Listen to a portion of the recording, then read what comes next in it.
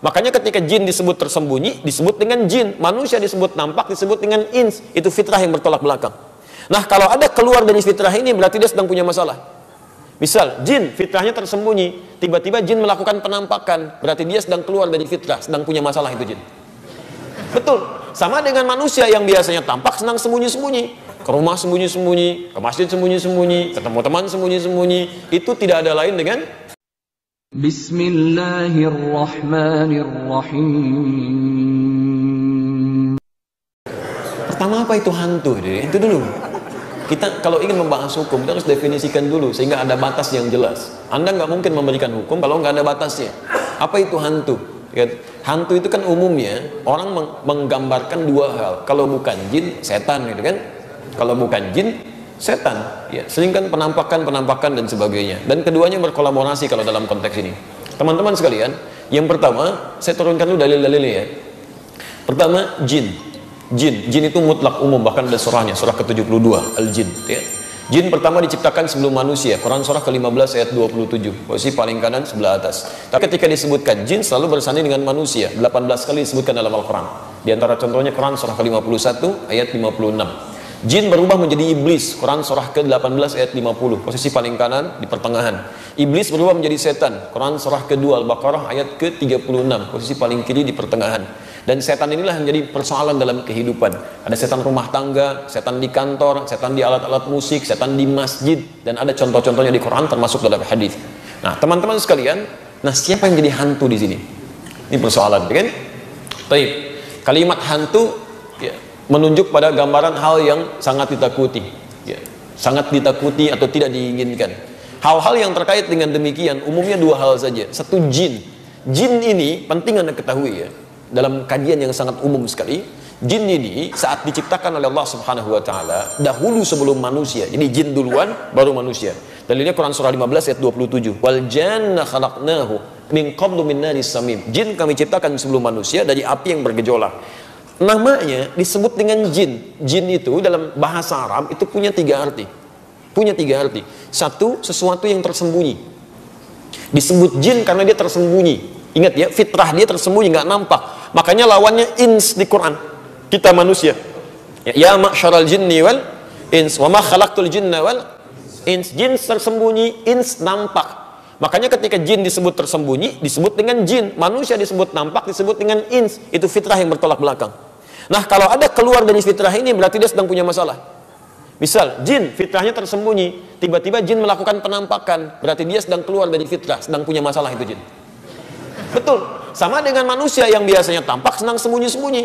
Ke rumah sembunyi-sembunyi, ke masjid sembunyi-sembunyi, ketemu teman sembunyi-sembunyi. Itu tidak ada lain dengan bukan itu. Maksudnya tidak ada lain dengan keadaan yang sedang keluar dari fitrah, bukan sama dengan jin. Berarti sedang punya masalah. Jadi kalau antum lihat orang-orang yang suka sembunyi-sembunyi, dia sedang punya masalah. Seperti jin yang sedang melakukan penampakan, itu pun jin punya masalah. Yang lebih bermasalah ada manusia mencari-cari penampakan jin. Itu yang aneh. Itu yang aneh. Ya? Itu orang aneh itu. Jangan dekat-dekat dengan orang seperti itu. Karena jinnya bermasalah, orang ini bermasalah, dua-duanya bermasalah. Orang bermasalah ketemu jin bermasalah, jadi persoalan. Jelas di sini ya? Baik. Yang kedua, sifat jin itu disebut dengan jin. Yang kedua, dia punya sifat yang kasar. Tidak harmoni. Sebaliknya manusia terbalik, disebut dengan ins dari kata anisah, sesuatu yang lembut. Ya, harmoni, halus gitu. Makanya saya tidak pernah temukan ada orang baru dilahirkan langsung mencela, nggak ada itu. Pasti lembut. Nggak ada sampai hari ini baru dilahirkan langsung mencela. Kenapa mama melahirkan saya? Nggak ada. Pasti tenang, enak, nangis, dan antum akan peluk itu. Anak siapapun, termasuk yang lahir dari rahim non muslim, Anda pasti akan senang lihatnya. Anak kecil lucu macam-macam, lembut. Jin tidak. Jin punya karakter kasar. Karena apinya bergejolak. Quran surah 15 ayat 27 tadi, menyambar-nyambar. Makanya ketika dia melakukan penampakan pun bahkan masuk ke dalam diri seseorang, nggak ada yang lembut. Saya belum pernah saksikan ada orang kemasukan jin sambil bersikap lembut. Masuk ke masjid, Ustaz, izin ta'lim, sedang kemasukan jin, mustahil. Mustahil. Pasti mulutnya meracau, tindakannya mengacau, itu pasti itu kayak orang kesurupan, kan? Tayyib, itu gambarannya. Makanya wajar ketika lihat penampakan-penampakan, ada gejolak-gejolak dalam jiwa, ada perasaan takut, ada perasaan resah. Itu bagian pertama. Yang kedua, setan. Kalau ini memang udah niat. Setan itu jin yang berniat menggoda manusia. Itu setan. Makanya ketika setan menyimpang dari ketentuan Allah disebut dengan iblis, iblis, jin menyimpang dari ketentuan Allah disebut dengan iblis. Quran surah 18 ayat ke-50. Ketika dia mulai menggoda Adam manusia disebut dengan setan. Quran surah kedua ayat 36. Fa'azallahuma syaitan. Memang ini setan dan niat menggoda. Niat menggoda. Dia sudah sampaikan pada Allah, saya akan goda semua keturunan Adam. Dari depan, dari belakang, dari kanan, dari kiri. Dan gak akan kau dapati mereka ya Allah dalam keadaan bersyukur kepadamu. Quran surah 7 ayat 16 sampai dengan 17. Quran surah 15 sampai ayat ke-40-nya. Quran surah keempat ayat 119. Posisi paling kanan sebelah bawah. Ada semuanya. Ada semuanya. Makanya ini yang suka membuat Anda misalnya, maaf, malam-malam suka gelisah, mau ibadah suka malas, dibuat khawatir macam-macam. Hantu yang Anda maksudkan itu setan. Tapi pertanyaannya, datang kepada siapa jin ini? Dan datang kepada siapa setan ini? Sehingga Anda gambarkan sebagai hantu yang Anda takuti itu.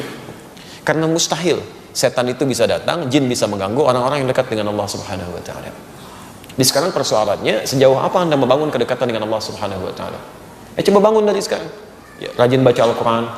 Bukankah Nabi mengajarkan untuk membaca ayat kursi setelah selesai sholat, sebelum tidur? Ya, 2 surah terakhir, Al-Falaq, An-Nas. Itu kalau Anda sering biasakan, tambah dengan Al-Fatihah, tambah dengan bacaan-bacaan yang baik, Anda dekat dengan Allah, terhubung dengan Allah, nggak akan bisa Anda diganggu jin atau bahkan setan, nggak akan mempan itu. Makanya kata setan mengatakan di dalam Quran surah ke-15 ayat ke-40, illa ibadaka minhumul mukhlasin. Semua hambamu ya Allah akan aku goda, tapi ada satu yang nggak bisa saya tembus. Mukhlasin, orang yang dekat dengan Allah Subhanahu wa Ta'ala, yang sering ibadah, sering zikir, sering berdoa, sering baca Quran, tunaikan sholat dan sebagainya. Kalau tidak percaya silakan. Walaupun dengan keadaan seperti itu, Anda tidak akan lepas dari godaan setan, tapi membuat Anda lebih kuat untuk memerangi godaan setan. Jadi yang pertama, bangun hubungan kedekatan dengan Allah Subhanahu wa Ta'ala dengan rajin meningkatkan ibadah. Yang kedua, pahami betul, jin itu sifatnya dia tidak akan menggoda bagi orang yang kuat, setan tidak akan memaksa bagi orang yang mengabaikan. Jadi begitu ada godaan-godaan jin, godaan-godaan setan, Anda abaikan aja. Gak usah diambil dan gak usah direspon. Kalau Anda respon, kesenangan itu. Jangan dibiarkan. Jadi begitu Anda misalnya ada penampakan macam, jangan dibiarin. Ya, maksudnya jangan Anda respon, biarin aja. Abaikan aja, seakan-akan gak ada. Jangan Anda respon. Begitu Anda melihat bayangan putih, padahal mungkin kucing sekelebat gitu kan. Ada jin di situ, Masya Allah, mulai khawatir, setan masuk. Begitu Anda khawatir, setan masuk. Setiap lewat kalimat itu, tempat itu, pasti Anda merasakan kegelisahan. Apalagi kalau sudah masuk dalam, jebakan-jebakan setan yang selanjutnya. Ya, simpan di situ makanan supaya nggak datang lagi. Simpan buah-buahan supaya nggak muncul lagi. Itu sudah kotor di situ. Ya. Yang ketiga, hilangkan di rumah Anda, termasuk kepribadian Anda, hal-hal yang disukai oleh hantu tadi, jin ataupun setan. Misal, maaf, suasana tempat yang kotor. Jin senang, karena makanannya yang kotor-kotor. Ya, kotoran, makanya tempatnya di kamar mandi kan, tempat yang paling kotor. Kalau Anda kelamaan di kamar mandi, itu senang tuh, jin setan senang. Makanya jangan lama-lama, selesai keluar, cek lagi ya di tempat-tempat yang tidak disukai. Ya, misal patung-patung yang tidak disukai, kan, gambar-gambar yang tidak disukai, hindarkan semua itu. Itu mengundang. Termasuk maaf, walaupun bersih, bagian yang terakhir adalah tempat yang jarang digunakan sebagai zikir pada Allah Subhanahu wa Ta'ala. Antum diamkah? Nggak pernah dipakai zikir. Itu insya Allah itu hantunya datang sendiri. Nggak antum datang, nggak antum undang, datang dia.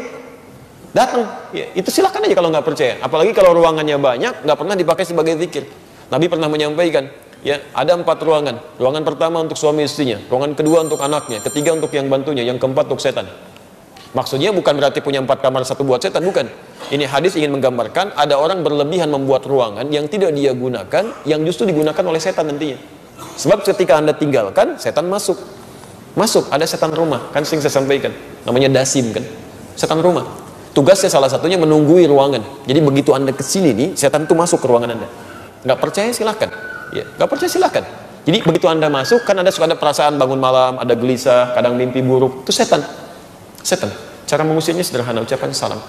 Bukan Anda buka, biasakan ya, buka, Assalamualaikum. Kata Nabi, kalau Anda ucapkan itu, dia berkata pada temannya. Mungkin Anda pulang dari sini, Anda bawa setan juga. Betul, di belakang ikut mungkin.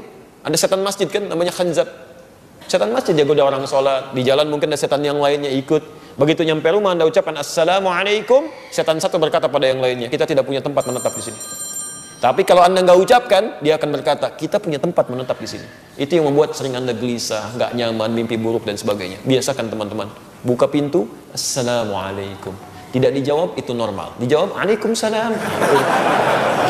Itu Anda latihan lah. Baik.